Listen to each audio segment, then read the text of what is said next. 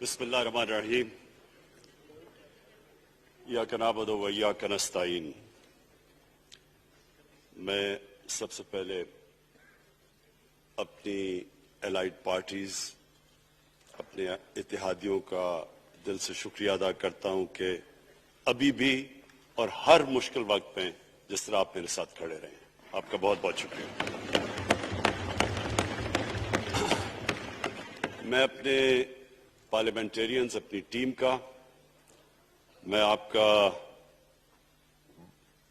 شکریہ ادا اس طرح کرتا ہوں کہ میں نے جو آپ کی کل شام کو جو آپ کے حالات دیکھے تو مجھے یہ احساس ہوا کہ آپ سب کو بڑے دل سے تکلیف تھی کہ جو ہمارا وہ سینٹ کا یہ ادھر حفیظ شیخ کے الیکشن میں جب ہارے ہیں، تو میں جو آپ سب کو دیکھا تو مجھے بڑا اچھا لگا، مجھے ایک ٹیم آپ میں نظر آئی، اور انشاءاللہ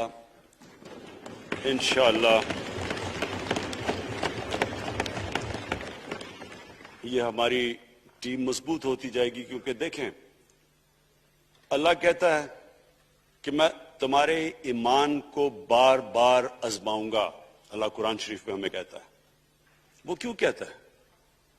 وہ آپ کے ایمان کو آزماتا ہے مضبوط کرنے کے لیے۔ جب آپ ایک مشکل وقت سے نکلتے ہیں آپ اور مضبوط ہو جاتے ہیں۔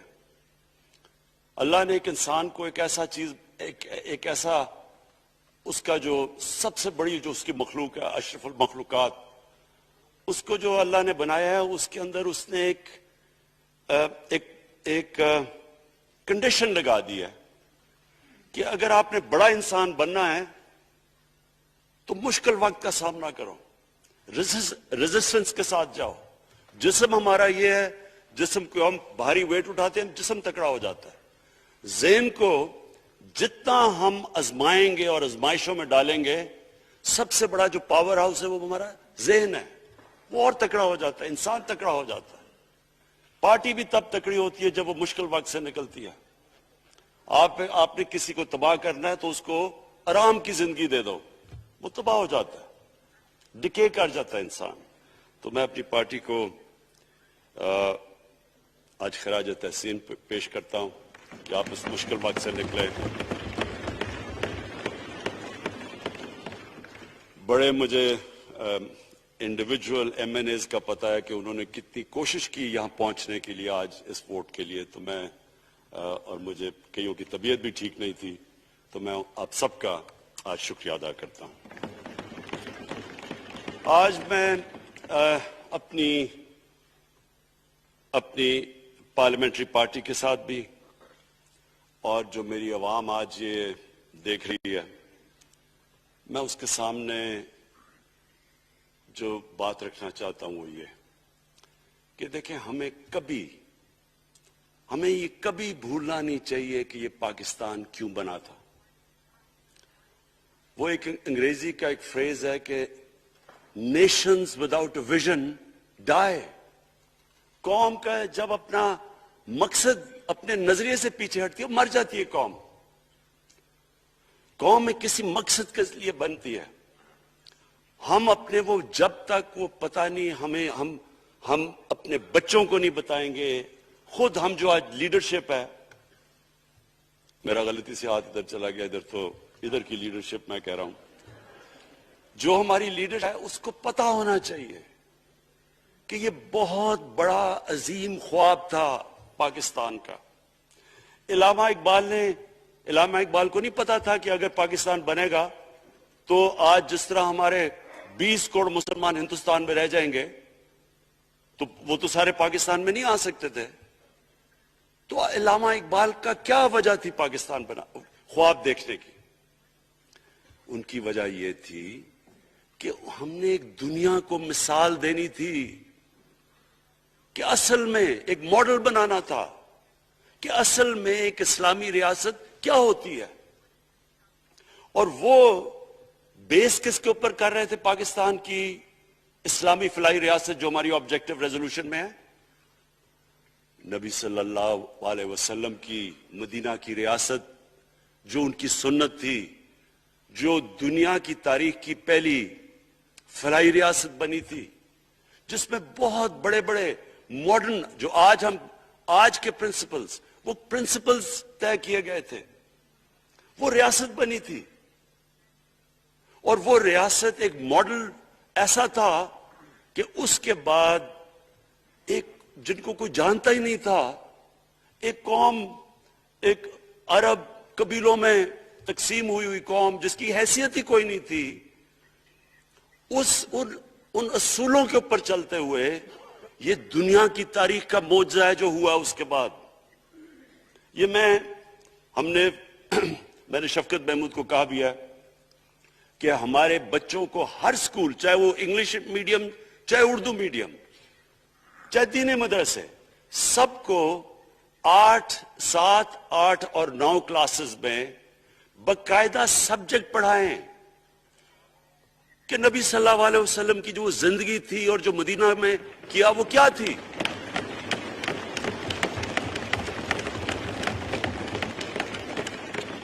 تاکہ ان کو پتہ چلے کہ اس ملک کا مقصد کیا تھا. بڑے لوگ جو پاکستان نہیں چاہتے تھے وہ کیا کہتے تھے؟ وہ کہتے تھے کہ پاکستان تو بن گیا تو آپ نے تباہ، جو مسلمان ہندوستان میں رہ گئے ان کو آپ نے سیکنڈ کلاس سٹیزن بنا کے چھوڑ دیا ہے. آج بیچارے مسلمانوں سے کیا ہو رہا ہے وہاں؟ تو وہ لوگ کہتے ہیں کہ اگر پاکستان نہ بنتا تو مسلمانوں کی زیادہ طاقت ہونی تھی. ایک ہندوستان میں اس طرح مسلمانوں کا برا حال نہیں ہونا تھا جو آج ہے. یہ ایک آرگیومنٹ دی جاتی ہے.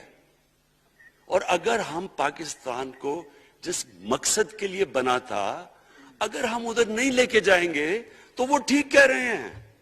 یہ تو نہیں تھا کہ وہاں ٹاٹا برلا تھے جو اربوں پتی اور یہاں یہ شریف اور زرداری اربوں پتی بن جائیں. اس لیے تو نہیں پاکستان بنا تھا. یہ ایک بڑی ہمیں ری الائن کرنا چاہیے اپنے نظریے کی طرف. ہمیں اپنا رخ چینج کرنا چاہیے واپس کہ یہ بڑا عظیم خواب تھا پاکستان کا. اور وہ جو تاریخ تھی، وہ جو اصول انہوں نے سیٹ اپ کیے، جن لوگوں کی حیثیت ہی نہیں تھی، یہ تاریخ کا حصہ ہے کہ اس کے بعد انہوں نے دیکھتے دیکھتے 15، 20، 30 سالوں کے اندر دنیا کی امامت کی. صرف امامت ہی نہیں کی، وہ تو منگولیوں نے بھی دنیا بڑی جلدی سے فتح کر لی تھی. چنگیز خان نے بھی بڑی جلدی اس کی فوجوں نے فتح کر لی تھی. 100 سال کے بعد وہ ختم ہو گئے تھے. انہوں نے ایک دنیا کی عظیم سیویلائزیشن، جو ٹاپ سائنٹسٹ تھے، سارے دنیا کے ٹاپ سائنسدان، ایک عظیم کلچر. اور سب سے بڑی بات جو میں یہ کہنا چاہتا ہوں، انہوں نے اخلاقیات، ایک مورل سٹینڈرڈ سیٹ کی دنیا میں. جب مسلمان گئے انڈونیشیا اور ملیشیا، وہاں تو کوئی مسلمان کی فوج نہیں گئی، وہاں تو کوئی تلواروں سے نہیں فتح کیا. مسلمان تاجروں کا وہاں کردار دیکھ کے لوگ حیران ہو گئے کہ یہ کون لوگ آئے ہیں جو بالکل ان کی مورالٹی ایسی، نہ وہ کوئی دغا بازی کرتے تھے، نہ وہ کوئی دھوکہ دیتے تھے، اپنی زبان پہ کھڑے ہو جاتے تھے. لوگ ان سے امپریس ہو گئے کہ کون سی قوم ہے. دیکھیں اسلام ہم غلط فہمی میں ہیں، یہ سمجھتا ہے کہ تلوار سے اسلام پھیلا تھا. اسلام پھیلا تھا کہ وہ ایک انسان کے کیریکٹر کو ریفارم کرنے آیا تھا. ہم جب اللہ سے مانگتے ہیں، ہم نماز میں ایک ہی چیز مانگتے ہیں کہ اللہ ان کے راستے پہ لگا جن کو تو نے نعمتیں بخشی، ان کے نہیں جو غلط تباہی کے راستے پہ چلے گئے. صرف نماز میں ہم یہ چیز مانگتے ہیں، ہر روز ہم پڑھ کے یہ مانگتے ہیں. یہ 2 راستے ہیں، ایک ہے تباہی کا راستہ، ایک ہے عظمت کا راستہ. نعمتیں کس کو بخشی؟ اللہ کے پیغمبروں کو. اور جو دنیا کا سب سے عظیم انسان، جو دنیا کا سب سے عظیم لیڈر، جس کو اللہ نے سب سے زیادہ نعمتیں بخشی، ہمارے نبی صلی اللہ علیہ وسلم. نہ کبھی اس طرح کا انسان آیا، نہ کبھی آ سکتا ہے. تو ہمیں راستہ بتایا کہ ایک ان کا راستہ ہے اور ایک دوسرا راستہ ہے، تباہی کا راستہ ہے. اور وہ جو ان کے راستے پہ چلتا گیا وہ ایک عظیم انسان بنتا گیا. ایک کتاب ہے، میں اپنے لوگوں کو ریکمینڈ بھی کرتا ہوں کہ دی عرب کانکویسٹ، وہ پڑھنے والی کتاب ہے. اس میں بتاتے ہیں کہ جب مسلمان ایک دم دیکھتے دیکھتے دنیا میں پھیل گئے تو کوئی ایک آدمی نہیں تھا. ایک تو بڑے عظیم سپہ سالار تھا خالد بن ولید، لیکن وہ جو بھی بنتا تھا وہ جنرل عظیم بن جاتا تھا. وہ اس کتاب کے اندر لکھی انگریز نے ہے. وہ کہتے ہیں اس کی کوئی ایکسپلینیشن نہیں ہے کہ یہ کیسے ساری دنیا پہ چھا گئے. نہ ان کے پاس کوئی لیٹسٹ ویپنز تھے، ایک طرف رومنز تھے، دوسری طرف پرشینز تھے، وہ تو سپر پاورز تھے، ہتھیار تو ان کے پاس تھے.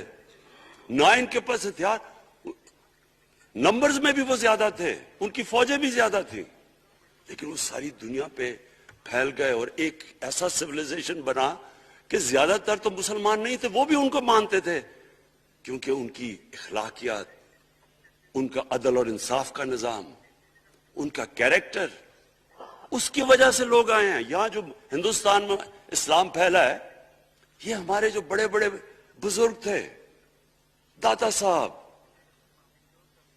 بلے شاہ، نظام الدین اولیاء اور بابا فرید، یہ لوگ تھے. ان کو لوگ دیکھ کے، ان کے کردار سے، ان کے انٹلیکٹ، انسانیت سے لوگ. تو ہم آج، میں جو یہ سینٹ الیکشن ہوا ہے، میں اپنی قوم کو یہاں، یعنی مجھے شرمندگی ہوتی ہے اسپیکر صاحب کہ ہم وہ کدھر وہ خواب اور کدھر بکرا منڈی بنی ہوئی ہے ایک لوگوں کو خریدنے کے لیے، اور سب کے سامنے.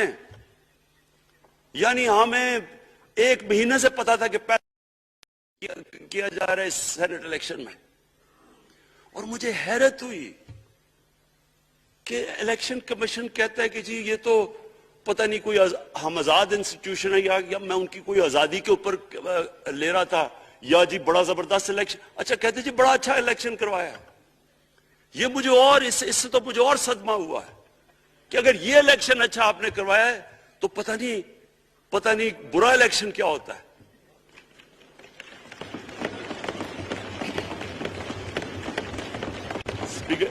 اسپیکر صاحب یہ دیکھیں، مجھے یہ افسوس یہ ہوتا ہے کہ ہم ایک چیز سمجھتے نہیں ہیں.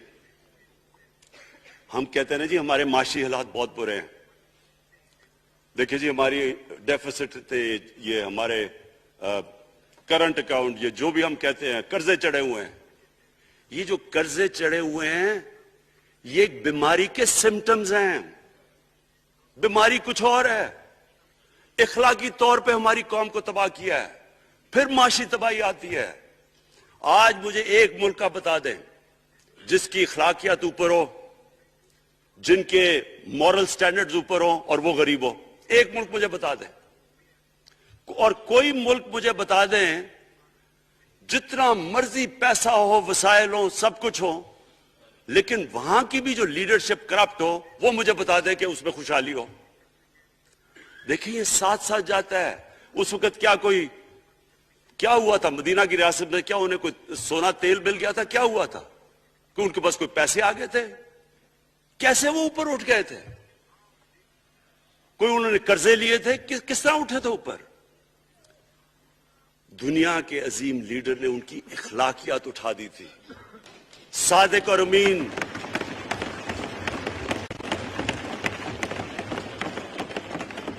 ایک قوم انہوں نے ہمیں بتایا. ہمیں قرآن میں اللہ حکم کرتا ہے کہ ان کی سنت پہ چلو. اللہ جب ہمیں کہتا ہے ان کی سنت پہ چلو، کیا ہم اللہ کو کوئی فائدہ پہنچا سکتے ہیں؟ ہماری بہتری کے لیے کہتا ہے.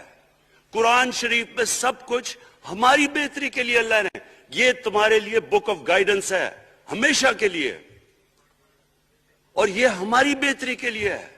تو وہ جب ہمیں کہتا ہے کہ نبی صلی اللہ علیہ وسلم کے راستے پہ چلو، وہ ہماری بہتری کے لیے کہتا ہے. اور میں جس نے اس عمر میں ساری دنیا دیکھ لی ہے، اسپیکر صاحب میں آپ کو بتاؤں، مجھے تکلیف ہوتی ہے دیکھ کے.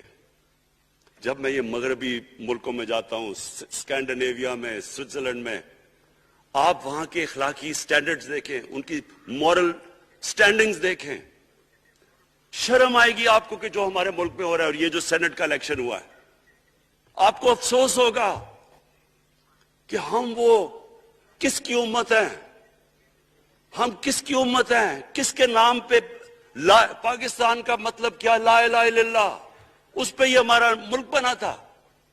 اور آج دیکھیں ایک کرپٹ آدمی، دنیا میں ثابت کیا ہوا کرپٹ آدمی آصف زرداری، دنیا میں اس کے اوپر لکھا ہوا کہ مسٹر 10%، مضمون لکھے ہوئے ہیں، فلمیں بنی ہوئی ہیں اس کے اوپر. اور اس ملک میں لوگ کہیں جی ایک زرداری سب پہ بھاری، کیا کہ وہ رشوت دیتا تھا اس لیے سب پہ بھاری ہو گیا؟ کیا یہ ہے ہمارا ملک؟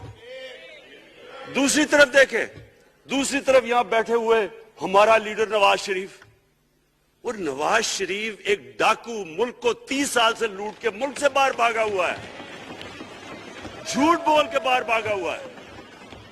سارے ملک کے سامنے ہمیں کیبنٹ میں ہم نے 6 گھنٹے میں بتایا جی اس کو یہ بھی بیماری ہے، اس کو یہ بھی بیماری ہے، اس کو یہ بھی بیماری ہے، وہ شاید وہ جہاز پہ بھی نہ چڑھ سکے، وہ شاید مر جائے گا.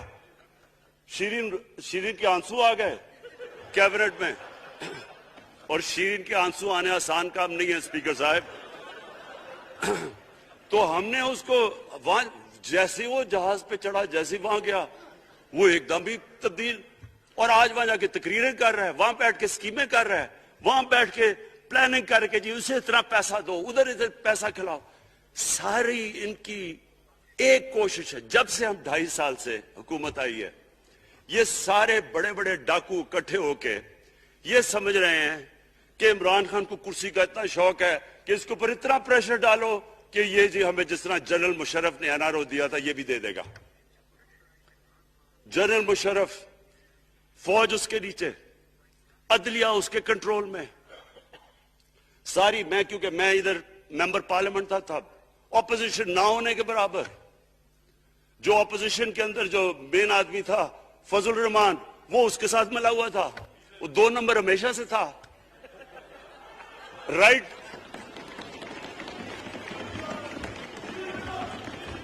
اور وہ آدمی جس کے پیچھے امریکہ ان کی جنگ لڑ رہا تھا، سب کچھ وہ ان کے پریشر میں آ کے ان دونوں کو NRO دیا. اور اتنا بڑا اس ملک کے اوپر اس نے جرم کیا ہے. ان دونوں نے آ کے NRO لے کے دونوں ہاتھوں سے ملک لوٹا. اس کے بعد دونوں نے اس ملک کے اوپر 4 گنا زیادہ قرضہ چڑھایا. اسپیکر صاحب 6,000 ارب سے ہمارا قرضہ جو ٹوٹل لائبلٹیز 30,000 ارب پہ پہنچا دی. آج ہمارے اوپر کیا مسئلہ ہے؟ ہمیں یہ قرضوں کی قسطیں دیتے ہوئے بیچارے لوگوں کے اوپر بوجھ ڈالنا پڑتا ہے. یہ جو مہنگائی ہے اس کے بعد میں بعد میں بات کرتا ہوں، لیکن پہلے یہ بات کمپلیٹ کر لوں کہ دیکھیں اسپیکر صاحب، میں یہ 2.5 سال سے تماشے دیکھ رہا ہوں. یہاں پہلے دن پرائم منسٹر بن کے پرائم منسٹر تقریر کرنے جا رہا ہے، کھڑے ہو کے تقریر نہیں کرنے دی. کیوں تقریر نہیں کرنے دی؟ کیونکہ ان کو پہلے دن سے ڈر تھا کہ یہ ہمارے جو کرپشن کے کیسز یہ معاف نہیں کرے گا. کرپشن کے کیسز ہم نے نہیں بنائے تھے اسپیکر صاحب، یہ سارے ان کے دور کے کیسز بنے ہوئے ان کے اوپر. آپس میں تو ان کا مکا تھا، اپنا نیب کا چیئرمین آپس میں مل کے کیسز ان کے بند کر رہا ہے. عدلیہ اس وقت کی عدلیہ وہ ان کے ہاتھ میں تھی، ان کو تو مسئلہ ہی کوئی نہیں تھا. وہاں $60 ملین آصف زرداری کا سوئٹزرلینڈ میں پڑا ہوا ہے. وہ جج کہہ رہا ہے کہ واپس لے کے آؤ. وہ یوسف رضا گیلانی جو یہاں سے سینیٹر بنا ہے، وہ پاکستان کا $60 ملین پڑا ہوا ہے سوئٹزرلینڈ میں. وہ جج کہہ رہا ہے کہ واپس لے کے آؤ. وہ کہتے نہیں جی میں نہیں خط لکھتا. بھئی آپ کے باپ کا پیسہ تھا، پاکستانی قوم کا پیسہ تھا. اس کے اوپر وہ ڈسکوالیفائی ہو جاتا ہے. وہ ایسے پھر ہے جس طرح نیلسن منڈیلا کہیں ڈسکوالیفائی ہو گیا. اسپیکر صاحب میں یہ چیزیں آپ کو اس لیے بتا رہا ہوں، میں تو ان کو 30 سال سے جانتا ہوں. دیکھیں جب تک ہم اس ملک میں اپنی اخلاقیات ٹھیک نہیں کریں گے، مورل سٹینڈرڈز ٹھیک نہیں کریں گے، جب اس طرح کے الیکشن ہوں گے کہ کھل کے پیسہ چل رہا ہے اور ہم کہیں گے نہیں جی وہ پٹواری کیوں پیسے لیتا ہے، تو وہ تھانے دار کیوں پیسے لیتا ہے، وہ سرکاری نوکر، وہ تو بیچارہ جو نچلا طبقہ ہے وہ تو واقعی جس طرح شیخ رشید نے کہا ہے مہنگائی جو بڑی ہے بیچارے لوگوں کی تنخواہ میں گزارا نہیں ہو رہا. ان کو ہم کہہ رہے ہیں کہ آپ بالکل ایماندار بنیں. اور یہ جن کا اتنا ان کے پاس پیسہ ہے اسپیکر صاحب, میں آپ کو یقین سے کہتا ہوں ان کو خود نہیں پتا کہ ان کا کتنا پیسہ باہر پڑا ہے. اتنے 30 سال سے چوری کر رہے ہیں یہ پیسہ, اور 30 سال سے پیسہ چوری کر کے اب ان کی کوشش یہ ہے کہ عمران خان کے اوپر پریشر ڈالو سارے چور مل کے کہ جی کبھی ہم گورنمنٹ گرا دیں گے, کبھی ہم وہ نکلاتے ہیں. آپ سوچیں فیٹف کے اوپر, اب فیٹف ہماری وجہ سے تو نہیں فیٹف پہ ہم گرے لسٹ میں آئے, یہ تو نون لیگ کے دور میں گرے لسٹ میں آئے ہیں. اب اگر فیٹف کی بلیک لسٹ میں پاکستان جاتا ہے تو یہاں سب کو پتا ہے کہ سینکشنز لگ جائیں گی. تو آگے مشکل سے ہم نے اکانومی کو سٹیبلائز کیا, مشکل سے. اگر بلیک لسٹ میں جاتا ہے تو اکانومی سیدھی نیچے. آج جو لوگوں کو مشکل پڑی ہوئی ہے, اور مشکل پڑی ہوئی ہے ہمارے لوگوں کو مہنگائی کی, اس کی وجہ یہ ہے کہ ہمارا روپیہ جو تھا تقریباً 107 روپے کا, آج 160 روپے کا. تو جب روپیہ گرتا ہے تو ساری چیزیں باہر سے مہنگی ہو جاتی ہیں, پٹرول, ڈیزل, بجلی. اب بجلی کی آدھی بجلی ان سے باقی ڈالر کانٹریکٹس کے اوپر بجلی کے کانٹریکٹ سائن کیے ہوئے ہیں, وہ سب کچھ باہر سے. دالیں مہنگی, جو چیز باہر سے امپورٹ کرتے ہیں, گھی مہنگا, ساری چیزیں مہنگی ہو جاتی ہیں. تو یہ سوچ لیں کہ اگر ہمارے اوپر سینکشنز لگ جائیں, اگر ہمارے اوپر فیٹف کی سینکشنز لگ جاتی تو یہ تو آپ تو سوچ ہی نہیں سکتے کہ یہ ملک میں کیا حال ہونا تھا.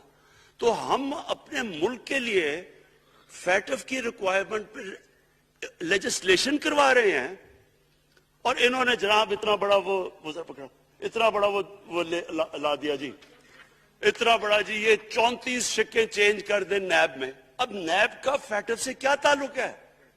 انہوں نے سمجھا کہ اب عمران خان قابو آ گیا, اب تو یہ ڈر کے فیٹف کی بلیک لسٹ سے اب تو جناب ہمیں یہ 34 شکیں سائن کر کے تو نیب کو ختم کر دے گا. مطلب یہ کہ صرف ان کی چوری کے کیسز ختم ہو جائے, بس 1 پوائنٹ ایجنڈا ان کا. اور میں نے آپ کو پہلے دن یہاں سے کہا تھا, پہلے دن یہاں کھڑے ہو کے میں نے کہا تھا کہ ان کا صرف 1 پوائنٹ ایجنڈا. میں ان کو جانتا ہوں, جب یہ سارے اپوزیشن میں میرے ساتھ تھے.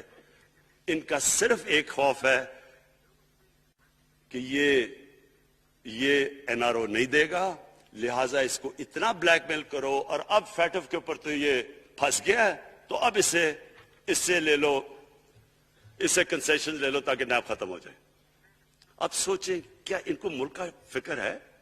کیا ان کو نہیں پتا تھا کہ کیا ہونا ہے اگر فیٹف کی بلیک لسٹ پہ چلے جاتے ہیں؟ اس کے بعد انہوں نے جلسے کرنے کی کوشش کی, بڑا جی پبلک نکالیں گے ہم, مینار پاکستان کے اندر جلسہ. مینار پاکستان کا یہ جانتے نہیں. دیکھیں ان کے بھی آگئے ایک شہزادہ ایک شہزادی جنہوں نے زندگی میں کبھی کام کیا ہی نہیں ہے, نہ ان کو پتہ ہے کہ سٹرگل ہوتی کیا ہے. جناب مینار پاکستان خود ہی اخباروں کے اندر اپنے آپ کو پیسے خرچ کر کے اخباروں میں ذرا نمایاں کر کے جناب انہوں نے مینار پاکستان میں جلسہ کر لیا. اب میں تو جانتا ہوں مینار پاکستان, اور میں تو اپنے لاہور کو بھی جانتا ہوں, میں تو اپنے لاہور شہر کو بھی جانتا ہوں. وہ لاہور شہر ملک کا کوئی پیسہ چوری کیا ہو اس کے خلاف تو نکلائے گا, لیکن بڑے بڑے ڈاکو اگر وہ سمجھ رہے ہیں کہ اپنی چوری بچانے کے لیے لاہور شہر کو نکالیں گے تو وہی ہوا جو ان کے ساتھ مینار پاکستان میں ہوا. اب آ کے جو اور ڈاکٹر فہمیدہ مرزا نے بڑا اچھا آپ کو ایکسپلین کیا. انہوں نے بتایا کہ یہ کیوں ضروری تھا اوپن بیلٹ. انہوں نے بتایا کہ الیکشن کمیشن کی تو ریکوائرمنٹ ہے کہ آنسٹ ہو, فری اور فیئر الیکشن ہو. تو انہوں نے 2008 میں چارٹر آف ڈیموکریسی میں کہا ہوا کہ جی اوپن بیلٹ ہونی چاہیے دونوں پارٹیز نے. اور اس کے بعد ایک دم وہاں سے دونوں سب ادھر سے بھاگ کے اور کہتے نہیں جی خفیہ بیلٹ ہونی چاہیے. میں نے تب کہہ دیا کہ خفیہ بیلٹ کا ایک مقصد تھا, سارے مل کے کوشش کریں گے کہ حفیظ شیخ کو ہرائیں, اور وہ جو آدمی جیتا ہے پاکستان کا کرپٹ ترین آدمی. میں ایک چیز آپ کو آج کہتا ہوں, یوسف رضا کے آپ صرف ایسٹس دیکھ لیں, پرائم منسٹر بننے سے پہلے تھے اور اس کے بعد کیا ایسٹس ہے. بس ایک چیز دیکھ لیں, کوئی آپ کو کچھ کرنے کی ضرورت نہیں ہے. آپ کو پتا چلے گا انہوں نے اس نے کیا کیا اپنے زمانے میں. تو اس کو لا کے یہاں بٹھا کے تو جناب انہوں نے سارا پیسہ لگا کے, اور ہمیں سب پتا تھا کیا ہو رہا ہے, اور اس کو جا کے جناب انہوں نے ہروا دیا حفیظ شیخ کو. اب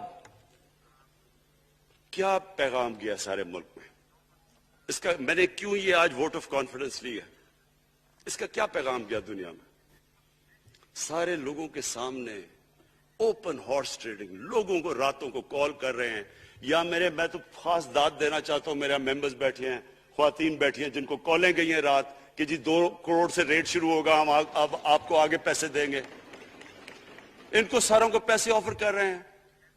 اور پھر اگر میں صرف الیکشن کمیشن کو ایک چیز کہنا چاہتا ہوں, آپ مہربانی کریں پاکستان کی ایجنسی سے صرف ایک سیکرٹ بریفنگ لیں, آپ ان کو اندازہ ہوگا کتنا پیسہ چلا اس الیکشن کے اندر, پتہ چلوائیں کیا ہوا اس الیکشن میں, تاکہ آپ اس طرح کی سٹیٹمنٹ نہ دیں کہ جی ہماری کوئی آزادی ختم کر رہی ہے. میں آپ کی آزادی ختم کر رہا ہوں یہ کہہ کے آپ کہ یہ جو الیکشن میں ہوا ہے. اسپیکر صاحب, میں آج اس اوکیزن کے اوپر, کیونکہ مجھے اس پہ کافی, میں 2.5 سال یہ بڑی چیزیں برداشت کرتا رہا ہوں, اور میں اس لیے صبر سے کرتا رہا ہوں کیونکہ ملک اتنا ہمارا مشکل میں ہے. جو ہمیں ٹائم ملا جب میری گورنمنٹ آئی, میں آپ کو یقین سے کہتا ہوں کہ ساری زندگی میری تو سٹرگل میں گزری. جو بھی آپ انسان کسی چیز میں کمپیٹ کرتا ہے, اگر آپ نے ملک میں اپنے سب سے ٹاپ 11 کھلاڑیوں میں پہنچنا ہے تو ایک بہت سارے ملک میں مقابلہ کر کے آپ وہاں پہنچتے ہیں, اس میں ایک بڑی سٹرگل ہوتی ہے, اونچ نیچ ہوتی ہے بڑی. اور پھر اگر آپ کو دنیا کے لیول پہ آپ کو اپنا, اگر آپ نے آپ کو منوانا ہے, اس کی اور ایک سٹرگل ہوتی ہے. اور میرے اس سے زیادہ بڑی سٹرگل تھی کہ ایک آدمی جا کے ہاسپٹل بنانے کی کوشش کرے, اور وہ بھی کینسر ہاسپٹل.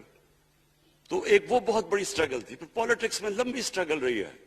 اکیلا تھوڑا سے لوگوں کے ساتھ شروع ہوا تھا, اور سٹرگل کر کے 14-15 سال تو مذاق اڑتا تھا میرا, سارے ہنستے تھے جب نام سنتے تھے میرا.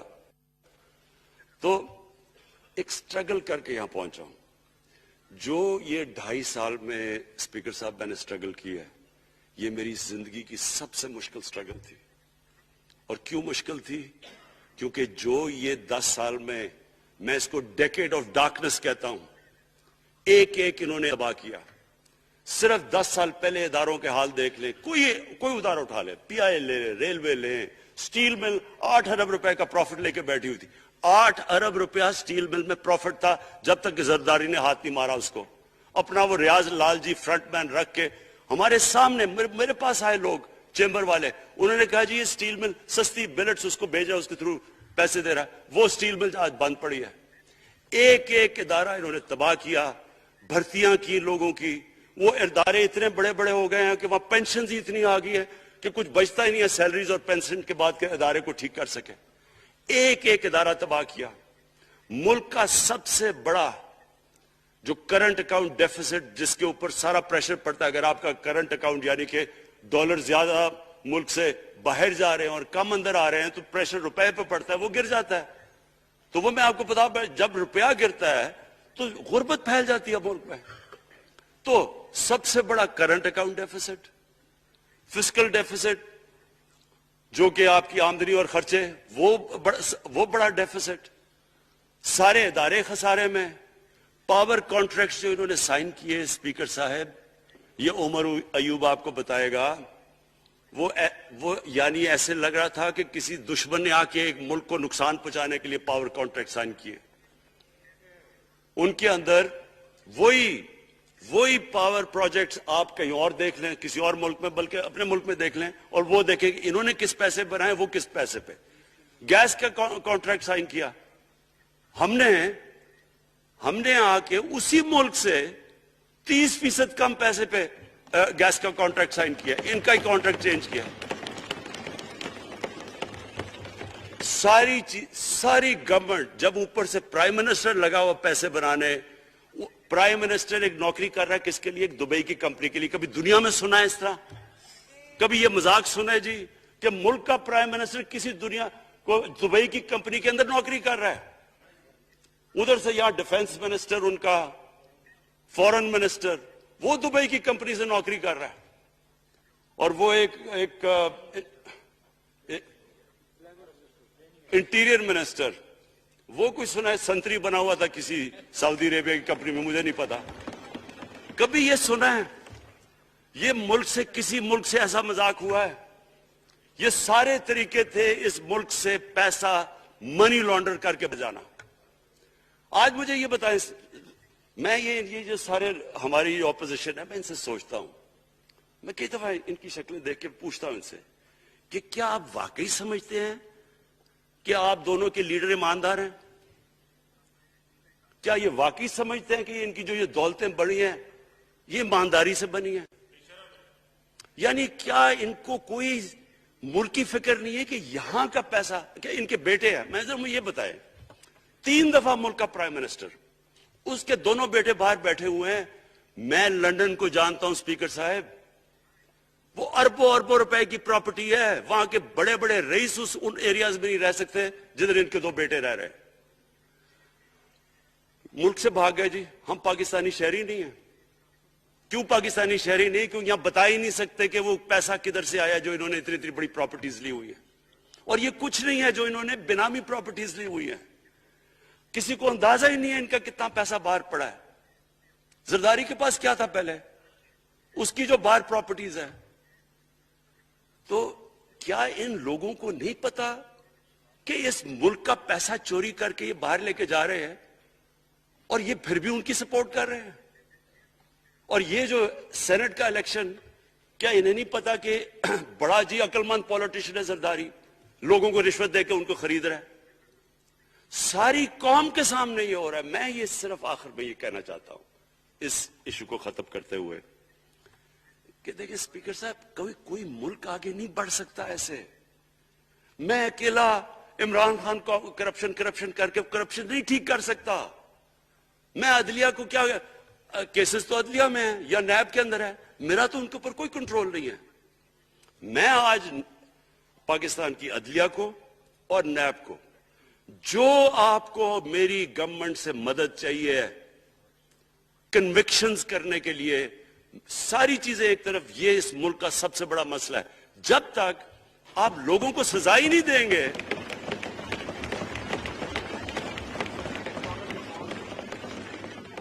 जब तक लोगों को सजा ही नहीं मिलेंगी। देखें जी, किसी माशरे में जब सजा और जजा ही नहीं है, सिर्फ गरीब आदमी जेल में जाए, ताकतवर जलसे करने शुरू हो जाए कि जी मुझे एनआरओ दो, वो नैब के अदालत से निकलते हैं, फूल फेंक रहे हैं उनके ऊपर। अरबों रुपए की चोरी की हुई है उन्होंने।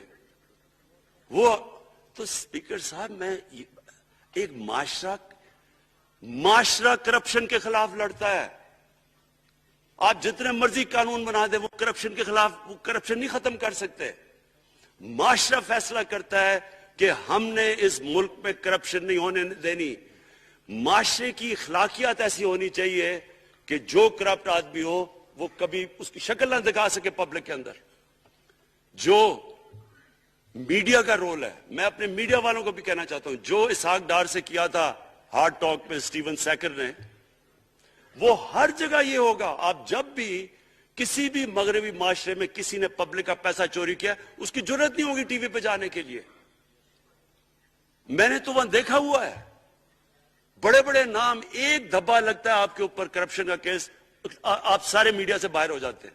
यहां हर रोज शाम को बैठ के अरबों रुपए की करप्शन की हुई है, उनको किसी ने कत्ल किए हुए, और आराम से बैठ के जनाबा में लेक्चर दे रहे होते हैं। स्पीकर साहब, माशरा लड़ता है, इसके अंदर हमें सबको मिलके अपने मुल्क को अगर बचाना है, माशी तौर पे भी बचाना है, पहले हमें अपने अखलाकी स्टैंडर्ड्स ठीक करने पड़ेंगे। सारे मुल्क को मिलके लड़ना पड़ेगा। अगर हमने अपने बच्चों के मुस्तकबिल को बचाना है, अपनी आने वाली जनरेशंस को बचाना है, इस मुल्क को एक अजीम मुल्क बनाना है, तो वो शुरू होगा जब हम मदीना के रियासत के सबसे बड़े असूल अदल और इंसाफ, क्योंकि इंसाफ और अदल जब एक माशरे में आ जाता है, जब एक माशरा खड़ा हो जाता है मेरिटोक्रेसी के ऊपर, जब एक माशरे में सिर्फ एक जो करप्ट है, जितना मर्जी ताकतवर हो, वो जेल में जाता है और عام آدمی اوپر آ سکتے ہیں، وہ معاشرہ تب آگے بڑھتا ہے. تو میں صرف اس کے اوپر یہ کہنا چاہتا ہوں کہ مجھے ساری قوم کی اس میں مدد کی ضرورت ہے. میں اپنی ساری زندگی کوشش کر چکا ہوں اور کرتا رہوں گا. میں تو اپنی پارٹی کو یہ بھی کہا تھا کہ اگر میری پارٹی ساری بھی چھوڑ دے میں اکیلا بھی ان کے خلاف لڑتا رہوں گا. میں تو کبھی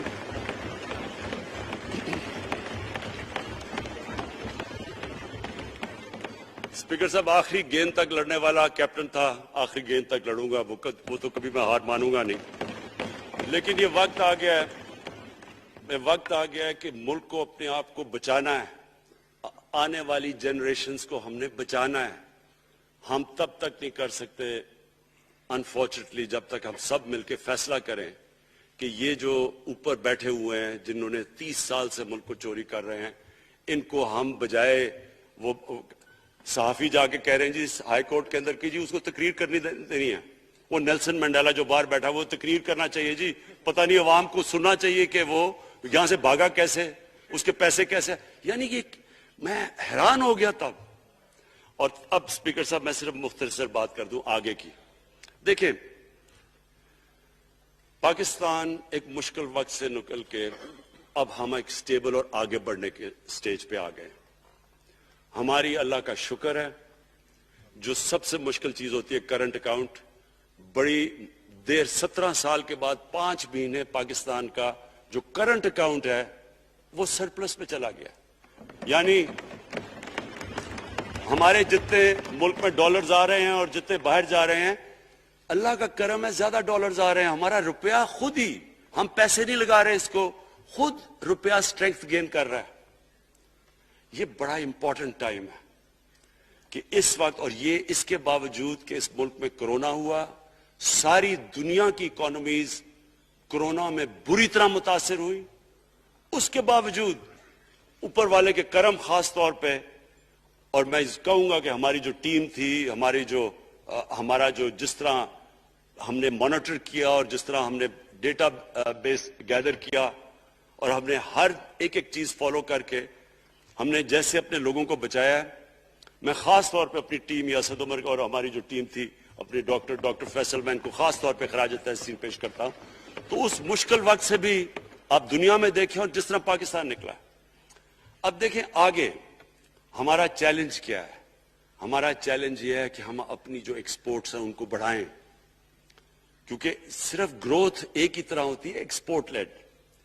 اللہ کا شکر ہے کہ بیرون ملک پاکستانیوں نے ریکارڈ پیسہ پاکستان بھیجا ہے جو کہ ہمارے ملک میں آیا ہے ریمیٹنسز کے.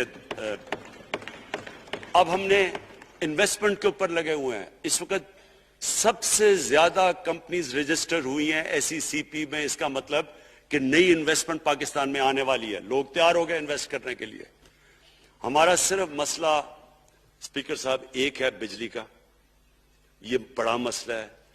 کانٹریکٹ مہنگے سائن کیے ہوئے، جو کانٹریکٹ سائن کیے ہوئے ہیں جس پہ وہ بجلی پروڈیوس ہو رہی ہے، بدقسمتی سے وہ اگر بجلی کی قیمت بڑھاتے ہیں تو لوگ آگے ہی اور مشکلوں میں پڑے ہوئے ہیں. بجلی کی وجہ سے سب چیزیں مہنگی ہو جاتی ہیں. نہیں بڑھاتے تو قرضے، وہ جو گردشی قرضے ہیں وہ بڑھتے جا رہے ہیں. ہمارا ایک یہ چیلنج ہے. اس کے اوپر صرف اپنی قوم کو بتانا چاہتا ہوں کہ باقاعدہ ہم ہر طریقہ سوچ رہے ہیں کہ ہم نے اس میں سے کیسے ہم نے اپنے لوگوں کے اوپر بوجھ کم کرنا ہے. ایک تو میں اپنی ٹیم کو یہ بھی کامیابی دیتا ہوں کہ بڑی دیر اور مشکلوں سے IPPs کے ساتھ ہم نے نئے کانٹریکٹ سائن کیا جس کے اندر بہت پاکستان کا پیسہ بھی بچے گا اور جو آگے جا کے قرضہ بڑھنا تھا وہ نہیں بڑھے گا. جو میرے اوپر سب سے زیادہ پریشر ہے اس وقت اسپیکر صاحب وہ ہے مہنگائی کا. مہنگائی میں نے آپ کو بتایا بھی دیا کہ مسئلہ ایک جب آپ کے روپیہ گرتا ہے تو جب چیزیں مہنگی ہو جاتی ہیں ایک وہ ہے. لیکن میں اپنی قوم کو صرف ایک چیز کہنا چاہتا ہوں کہ سب سے زیادہ اس وقت میری حکومت ایک ہی چیز پہ لگی ہوئی ہے کہ ہم کس طرح لوگوں کے اوپر مہنگائی کا بوجھ کم کریں. اس کے لیے ہم بڑی بڑی چیزیں آپ کے سامنے لے کے آئیں گے آنے والے دنوں میں، جس میں کوشش یہ ہے کہ ہم اپنے ملک میں جو سارا نچلا طبقہ ہے ان کو سبسیڈائز کریں. اپنے احساس پروگرام کے ذریعے ان کو ڈائریکٹلی ہم فنڈ کریں. یہ انشاءاللہ آپ کے ساتھ لائے گا. ابھی میں نے ایکسپیریمنٹ ایک اور شروع کر دیا, وہ ایک ہفتے تک ابھی ٹرائل پہ ہے, کہ ہم ایک پروگرام لے کے آ رہے ہیں کوئی بھوکا نہ سوئے. ہم نے خاص کچنز بنائے ہیں, ایریاز چوز کیے ہیں جدھر سب سے زیادہ بھوک ہے, تاکہ ہم کم از کم جب تک ہماری ملک اٹھتا ہے اوپر, ہم کم از کم ان تک کھانا پہنچائیں کہ ہمارے ملک میں کوئی بھوکا نہ سوئے. اور یہ پوری میں کیمپین شروع کرنے لگا ہوں. ہیلتھ کارڈ پنجاب کے اندر اور پختونخوا میں, پختونخوا کی گورنمنٹ کو تو میں خاص مبارک دیتا ہوں کہ انہوں نے سارے اپنے پختونخوا کے لوگوں نے خاندانوں کو کور کر لیا ہیلتھ انشورنس سے. یہ بڑے بڑے امیر ملکوں میں بھی ایسا نہیں ہوتا کہ ہر ایک خاندان کے پاس 10 لاکھ روپے کی انشورنس ہوگی, کسی بھی ہسپتال میں جا کے اپنا علاج کروا سکیں. میں خاص طور پہ محمود خان اور آپ کی کیبنٹ کو مبارک دیتا ہوں. پنجاب کیونکہ بہت بڑا ہے, انہوں نے بھی فیصلہ کر لیا ہے. عثمان بزدار آپ کی اور آپ کی ٹیم کو میں خاص مبارک دیتا ہوں کہ اس سال کے اینڈ تک وہ سارے پنجاب کے اندر ہیلتھ کارڈ پہنچا دیں گے.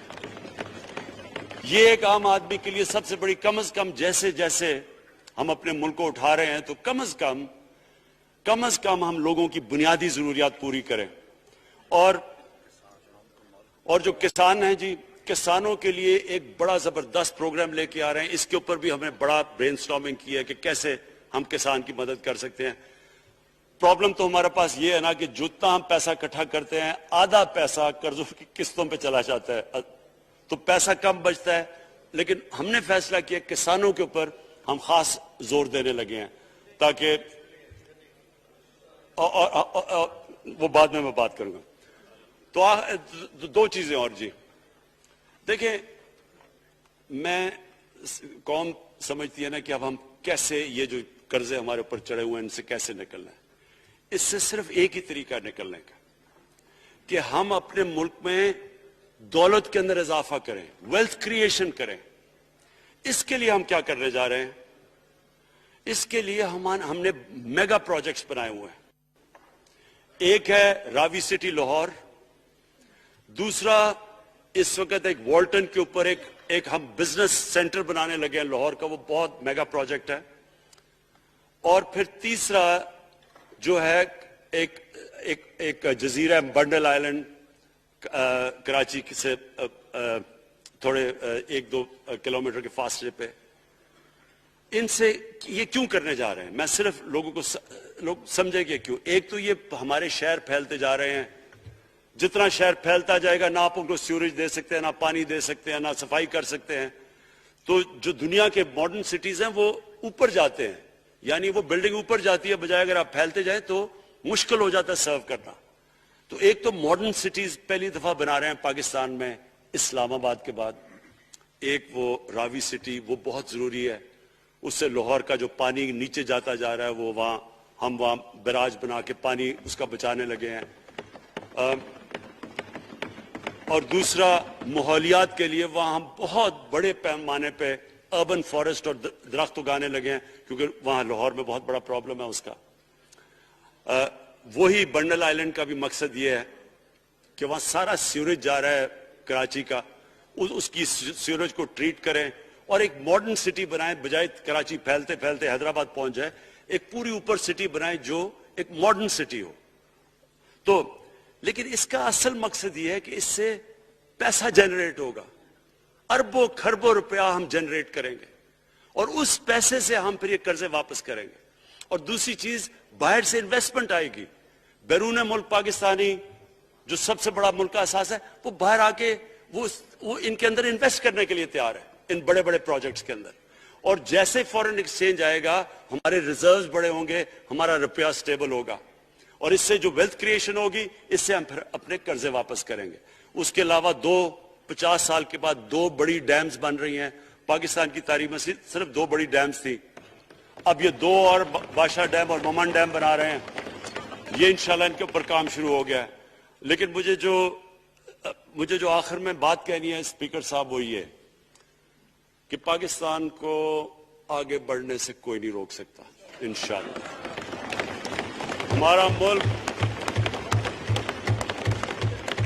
ہمارے ملک میں، کیونکہ میں شاید ہی لوگ اتنا اپنے ملک کو انہوں نے اس طرح دیکھا ہے جیسے میں نے سارا ملک پھیرا ہوا ہوں.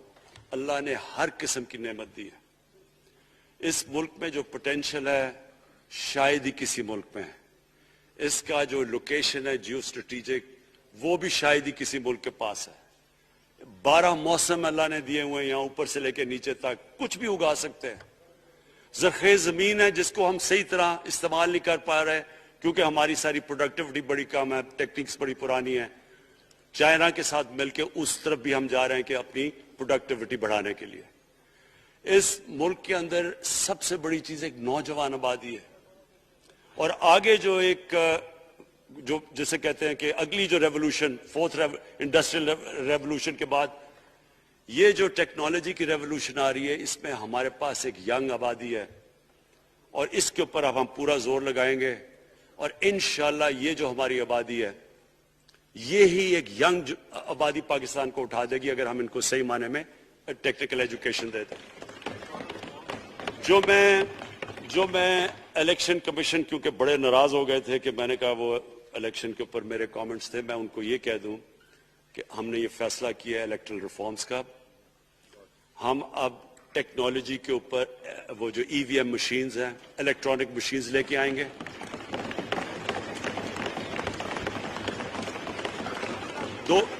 دو چیزیں کر رہے ہیں. اوورسیز پاکستانیز کے لیے آپ پورے لگے ہوئے ہیں کہ اوورسیز پاکستانیز بھی ووٹ ڈال سکیں، اور دوسری چیز الیکٹرانک مشینز لے کے آ رہے ہیں. اور کیونکہ یہ الیکٹرانک مشینز کے بغیر ہمیں الیکشنز نہیں کرنے چاہیے، نہیں تو جو ہارتا ہے وہ کہتا ہے جی داندھی ہو گئی. ہم نے اس طرح کا سسٹم لے کے آ رہے ہیں کہ امریکہ کے اندر جب ڈونلڈ ٹرمپ نے کہا کہ الیکشن میں دھاندلی ہوئی ہے، سارے انہوں نے جب الیکشن کھولا تو ایک بھی وہ نہیں ثابت کر سکے دھاندلی ہوئی کیونکہ الیکٹرانک مشینز تھی، ان کے پاس وہ سسٹم تھا. انشاءاللہ وہ سسٹم لے کے آ رہے ہیں تاکہ ہمیشہ کے لیے آگے سے یہ چیز ختم ہو جائے کہ جو ہارا تھا وہ ہار مانے گا، جو جیتے گا وہ جیت. جس طرح کہ انشاءاللہ ہماری حکومت کرے گی، جس طرح کہ ایز کیپٹن پاکستان دنیا کی کرکٹ کی تاریخ میں پہلی دفعہ نیوٹرل امپائرز میں لے کے آیا تھا. بہت بہت شکریہ.